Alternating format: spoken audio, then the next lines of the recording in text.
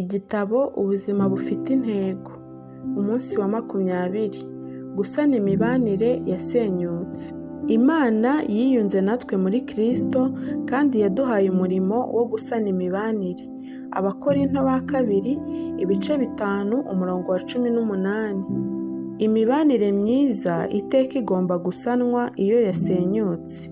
Ubuzima twabuherewe ngo tubumare twiga gukunda, niyo mpamvu Imana ishaka ko duha agaciro imibanire myiza. Tugashyira umwete ku kuyikomeza aho kuyireka iyo havutse akabazo ko kutumva ibintu kimwe, guhemukirana cyangwa amakimbirane. Mu by'ukuri Bibiliya itubwira ko Imana yaduhaye umurimo wo gusana imibanire. Niyo mpamvu igice kinini cy'isezerano rishya cyahariwe kutwigisha uburyo tugomba kubana hagati yacu. Pawulo yaranditse ngo niba hari icyo mwungutse kubwo gukurikira Kristo, niba urukundo rwe hari icyo rwamaze mu buzima bwanyu, niba kuba umuryango umwe mu mwuka hari icyo bibabwiye, mwibwire kumwe, mukundane, mube inshuti zihuje umutima. Pawulo yigishaga ko gushobora kubana neza n'abandi ari cyo kimenyetso cyo gukura mu mwuka. Ubwo Kristo ashaka ko umuryango we urangwa n'uburyo dukundana, imibanire mibi yose ni igisebo mu maso y'abatizera. Niyo mpamvu Pawulo yumvaga bikojeje isoni kumva abakristo b'i Korinto baracitsemo ibice bihanganye ndetse bakageza n'aho bajya kuregana mu nkiko. Niyo mpamvu yanditse ngo biteye isoni, nta munyabwenge n'umwe waba hagati muri mwe wabasha gucira bene se urubanza. Yatangazwaga no kubona mu itorero ryose nta n'umwe wari ukuze bihagije ngo akemure ikibazo cyabo mu mahoro. Muri urwo rwandiko arongera akagira ati, ndabinginga uko mbishoboye kose, muhuze umutima, mubane neza. Niba ushaka umugisha w'Imana ku buzima bwawe no kumenyekana nk'umwana w'Imana, ugomba kwiga kubaka amahoro. Yesu yaravuze ngo Imana ishima abakorera kuzana amahoro kuko bazitwa abana b'Imana. Ubone neza ko Yesu atavuze ngo hahirwa abakunda amahoro, kuko buri muntu wese akunda amahoro. Nta nubwo yavuze ngo hahirwa abanyamahoro, babandi batajya bagira ikibakura umutima. Yesu yaravuze ngo hahirwa abakorera kuzana amahoro, abashyiraho imbaraga ngo bakemure amakimbirane. Abakorera amahoro baba bake kuko umurimo wo kubaka amahoro urushya. Kubera ko waremewe kuba uwo mu muryango w'Imana kandi intego ya kabiri y'ubuzima bwawe ku isi ikaba ari ukwiga gukunda no kubana n'abandi, gukorera amahoro ni bumwe mu bushobozi bwa ngombwa wagombye guteza imbere. Agahinda ni uko benshi muri twe tutigeze twigishwa uburyo bwo gukemura amakimbirane. Kubaka amahoro bitandukanye no guhunga amakimbirane. Tuvugishije ukuri, guhunga ibibazo, gukora nk'aho bitariho cyangwa se gutinya kubivugaho byo ni ubugwari. Yesu umwami w'amahoro ntiyigeze yihunza ikibazo cyavutse, ndetse rimwe na rimwe hari ubwo ari we wasemburaga ibibazo kugira ngo bose bamererwe neza. Rimwe na rimwe ni ngombwa kwirinda amakimbirane, ubundi biba ngombwa kuyabyutsa, ubundi dukenera kuyakemura. Niyo mpamvu tugomba gusengera guhora tuyoborwa n'Umwuka Wera. Kubaka amahoro ntabwo ari ukugusha abantu neza. Guhora wemera ibyo abantu bashaka ugahinduka nk'akarago ko ku muryango bihanagurizaho ibyondo, abantu bose bagahora bakugenda hejuru, ntabwo ari byo Yesu yari afite mu bitekerezo. Hari ibintu byinshi yagiye yanga kwemera, ntakurwe ku izima, agahagarara agahangana n'abamurwanyaga. Uburyo bwo gusana imibanire. Nk'abizera, Imana yaduhamagariye gusana imibanire hagati yacu. Dore intambwe ndwi Bibiliya itanga mu nzira yo gusana ubusabane. Uvugane n'Imana mbere yo kuvugana n'uwo mufitanye ikibazo. Uganire n'Imana kuri icyo kibazo. Ubanje gusengera icyo kibazo mbere yo kugira undi muntu ukibwira, uzatangazwa no kubona Imana yahinduye umutima wawe, cyangwa yahinduye uwo mufitanye amakimbirane ntacyo wari wakora. Imibanire yawe yose n'abandi yaba myiza kurutaho uramutse uyisengeye kurutaho. nk'uko Dawidi yabikoraga muri zaburi ze, ujye ukoresha amasengesho ngo winigure werekeza mu ijuru, ubwire Imana ikiniga cyawe, wiyiririre. Ntabwo izatangazwa cyangwa ngo irakazwe n'umujinya wawe, akababaro, ubwoba cyangwa andi marangamutima. Niyo mpamvu ushobora kuyibwira byose ntacyo utinya. Amakimbirane menshi aba ashingiye ku kintu umuntu akenera ntakibone. Bimwe muri ibyo bikenerwa nta wundi ushobora kubihaza uretse Imana yonyine.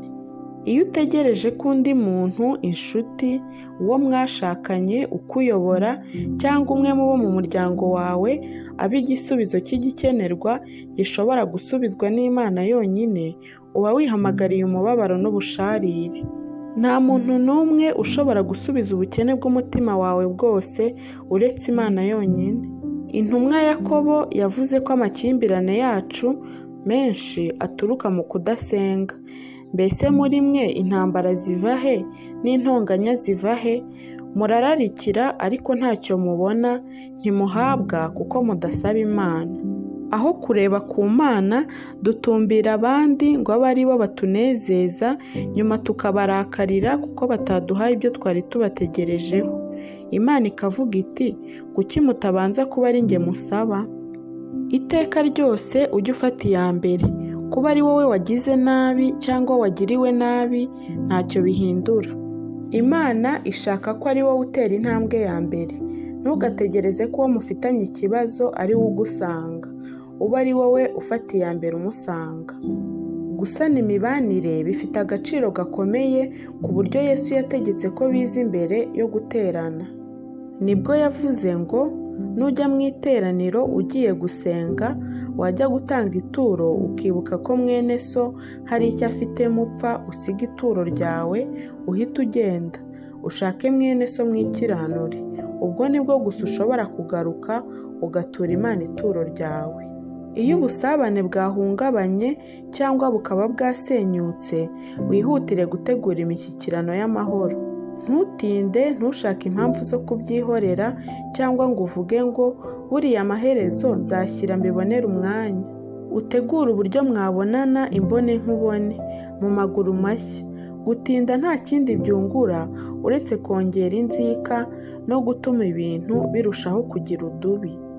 Mu gihe habayeho amakimbirane, gutinda ntabwo bivura ibikomere, ahubwo bituma birushaho kuba bibi. Kwihutira gushaka umuti bikugabaniriza n'ingaruka zo mu bugingo. Bibiliya ivuga ko icyaha, harimo n'amakimbirane adakemuwe, cyica ubusabane bwacu n'Imana kandi kigatuma amasengesho yacu adasubizwa, kandi bikadutera guhagarika umutima. Inshuti za Yobu zaramubwiye ngo guhagarika umutima kubera umujinya byaba ari ubupfapfa. Ahandi bati, ni wowe wigirira nabi kubera uburakari. Amahirwe yo kugira icyo ugeraho mu mushyikirano w'amahoro kenshi aturuka mu guhitamo igihe gikwiriye n'ahantu heza ho guhurira.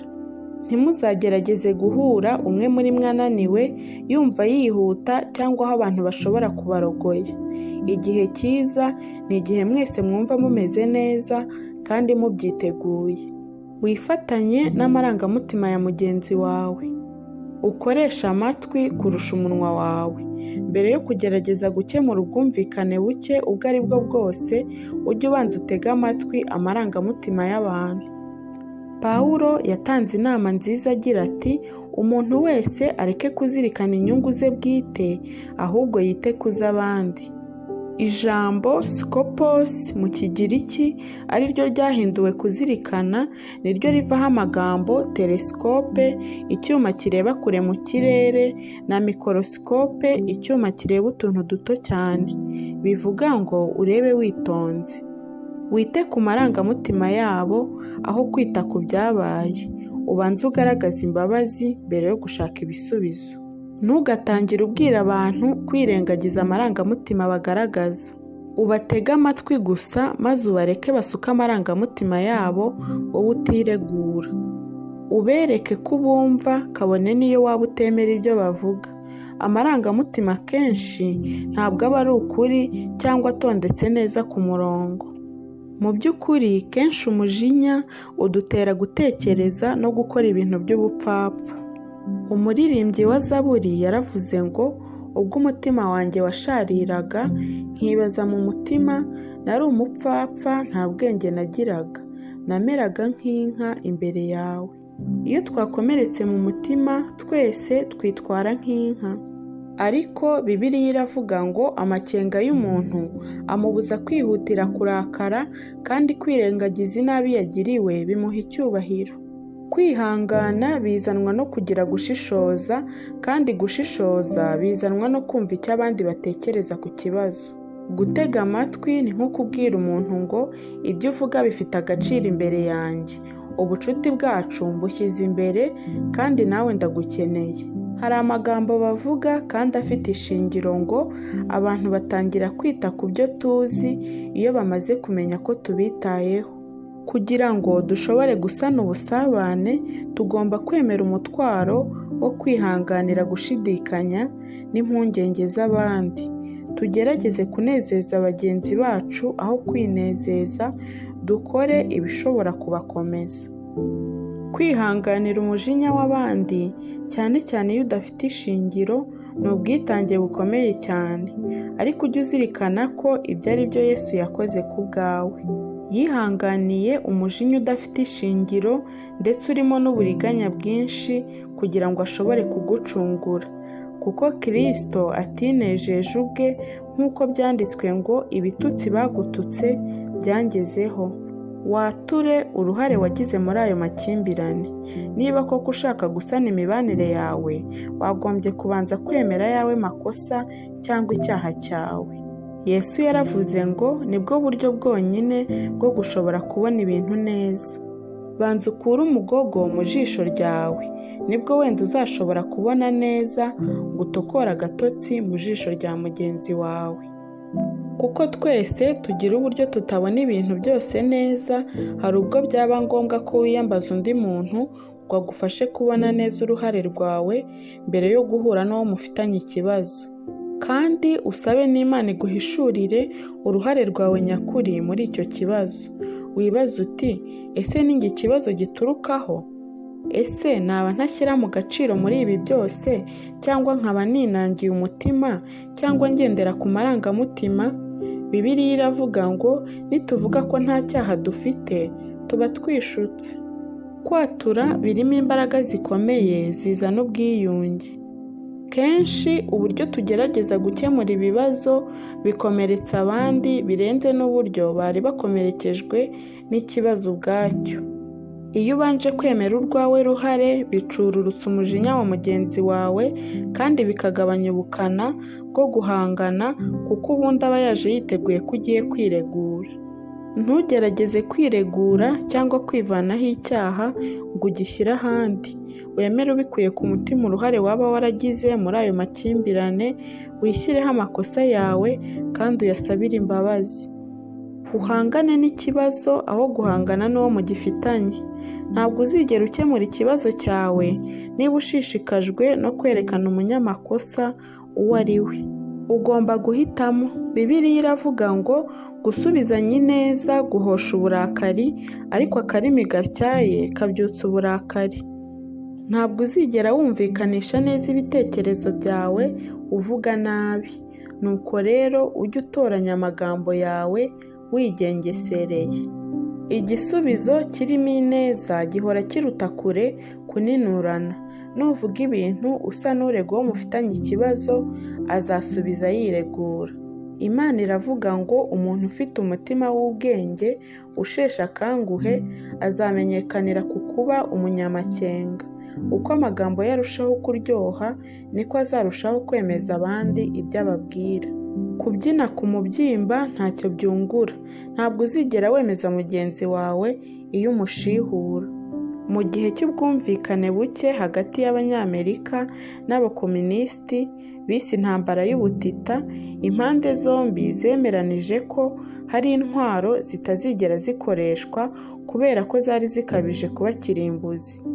N'uno munsi hari intwaro z'uburozi zaciwe, kandi n'umubare w'intwaro za kirimbuzi barimo kuwugabanya bakazisenya.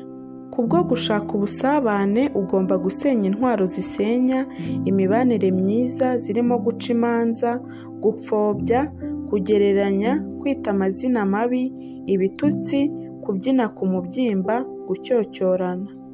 Pawulo abivuga neza muri aya magambo ngo ijambo ryose riteye isoni ntirigaturuke mu kanwa kanyu, ahubwo uko mubonye uburyo mujye muvuga iryiza rikomeza abandi, rikabaha ibyo bakeneye, bityo ibyo muvuga bizagirira neza ababumva. Ugerageze gutunganya urwawe ruhande. Pawulo yaravuze ngo murwanye uruhande, mubane n'abantu bose amahoro. Amahoro aboneka hatanzwe ikiguzi. Rimwe na rimwe bizadusaba kwiyambura kwiyemera kwacu, ubundi bizadusaba kutirebaho. Kugira ngo wubake imibanire myiza, ukore byose ngo wigomwe, wibombarike ku bandi, kandi ushyire imbere ibyo bo bakeneye. Amwe mu magambo Yesu yavuze yerekana abahiriwe yahinduwe mu buryo burambuye buvuga ngo urahirwa niwereka abantu uburyo bashobora gufatanya aho kurushanwa cyangwa kurwana. Ubwo nibwo uzamenya neza uwo uri we by'ukuri, kandi ukabona umwanya wawe mu muryango w'Imana. Ushyire imbere ubwiyunge kuruta gukemura ikibazo. Byaba ari ukwibeshya utegereje ko abantu bose bazabona ibintu kimwe. Ubwiyunge butumbira imibanire myiza, naho gukemura ikibazo bigatumbira amakimbirane yabaye. Iyo dutumbiriye kwiyunga, ikibazo gitakaza ubukana ndetse kikageza aho gitakaza n'uburemere. Dushobora gusana imibanire yacu kabone n'iyo twananiwe gukuraho ibidutandukanya. Hari kenshi abakristo baba bafite ibyo batumvikanaho cyangwa badatekerezaho kimwe, nta buryarya burimo. Icyo gihe dushobora kwemeranya ko tudahuje ariko ntidushihurane. Ibuye rya diyama rigaragara mu buryo butandukanye bitewe n'aho riturutse. Imana idusaba kugira ubumwe, ntidusaba kuba kimwe, kandi dushobora kugenda dufatanye agatoki mu kandi, nyamara tutabona ibintu byose kimwe. Ibi ntabwo bivuga ko kwiyunga bikuraho gukemura ikibazo. Mushobora gukomeza mukajya impaka ndetse mwashaka mukazamura amajwi, ariko mukabikora mu mwuka w'ubwumvikane. Ubwiyunge ni uguhamba intwaro z'intambara, ariko si ukurenza hejuru y'ibibazo. Ninde wumva ugomba gushaka nyuma yo gusoma iki gice? Ninde wumva mugomba kwiyunga? Ntutinde, ni umwanya muto. Tuza uyu mwanya uvugane n'Imana, uyibwire iby'uwo muntu.